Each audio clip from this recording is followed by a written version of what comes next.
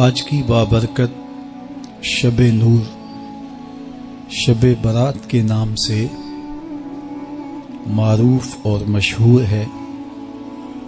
اس بابرکت شب کے دامن میں اتنی برکتیں اور اتنی رحمتیں ہیں کہ اللہ جل شانہ گناہگاروں کو جہنم کی آگ سے آزاد فرما دیتا ہے۔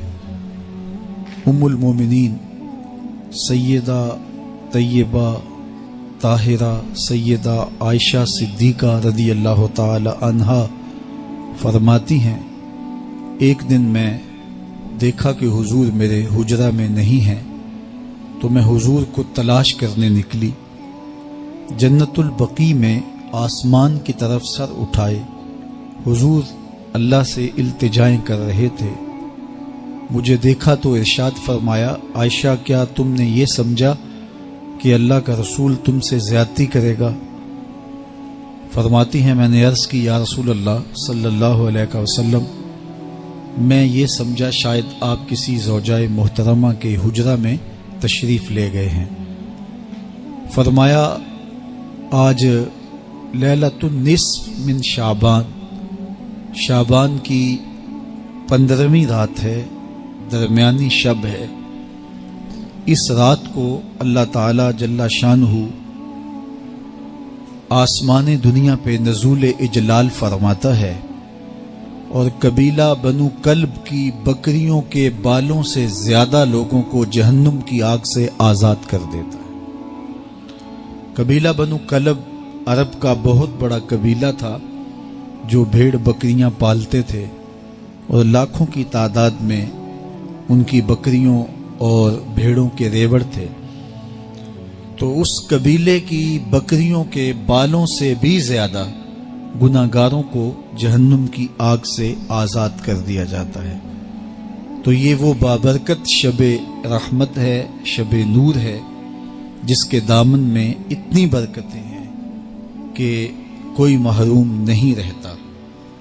صرف وہ بد نصیب لوگ جو شرک میں مبتلا ہیں، جو سخت کینہ پرور ہیں، جو قطع رحمی کرتے ہیں، قاتل ہیں، عادی شرابی یا بدکار ہیں، انہیں اس مبارک رات میں محروم رکھا جاتا ہے، ورنہ اللہ کی رحمتوں کا عموم اس بابرکت راتوں میں اس قدر ہوتا ہے کہ کوئی گناہگار جو اس کے حضور ہاتھ دعا کے لیے اٹھاتا ہے اور اپنا دامن پھیلا کے اس کی رحمتیں مانگتا ہے، اسے محروم نہیں رکھا جاتا، بلکہ اللہ سب گناہگاروں کو جہنم کی آگ سے آزاد کر دیتا ہے۔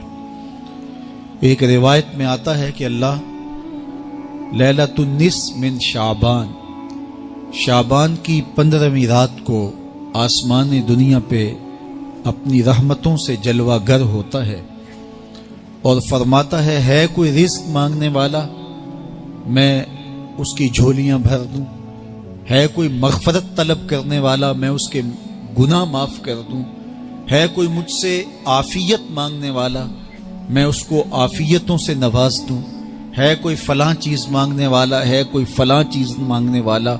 اس کی رحمتیں آواز دیتی ہیں اور یہ آواز غروب آفتاب سے لے کر کے طلوع فجر تک مسلسل بندوں کو دی جاتی ہے، اور بندے اس کے حضور اگر دستے طلب دراز کریں، اپنی جھولی پھیلائیں، تو اللہ تعالیٰ ان کو ان کے مانگنے سے بھی زیادہ عطا فرماتا ہے۔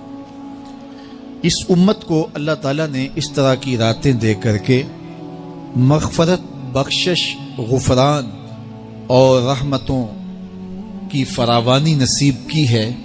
میرے حضور نے ارشاد فرمایا ایک شخص صبح سے لے کے ظہر تک مزدوری کرتا ہے، اس کو ایک قیرات ملتا ہے۔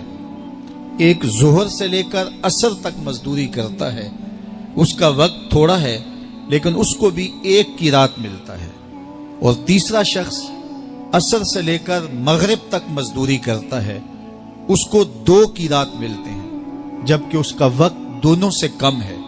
فرمایا پہلی مثال یہود کی ہے، دوسری مثال نصارہ کی ہے، اور تیسری مثال میری امت کی ہے کہ اس کو تھوڑے عمل پر زیادہ ثواب دیا جاتا ہے۔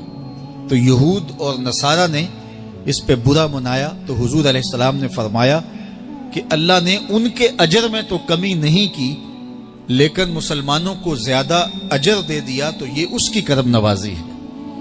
تو یہ تھوڑے وقت کی عبادتیں اور چند راتوں کی بیداری اور مخصوص اوقات میں اللہ کے حضور عبادت و ریاضت ایک گناہگار کو کہاں سے کہاں تک پہنچا دیتی ہے، اس کے گناہوں کی معافی کا ذریعہ بھی بنتی ہے اور درجات کی بلندی کا سبب بھی۔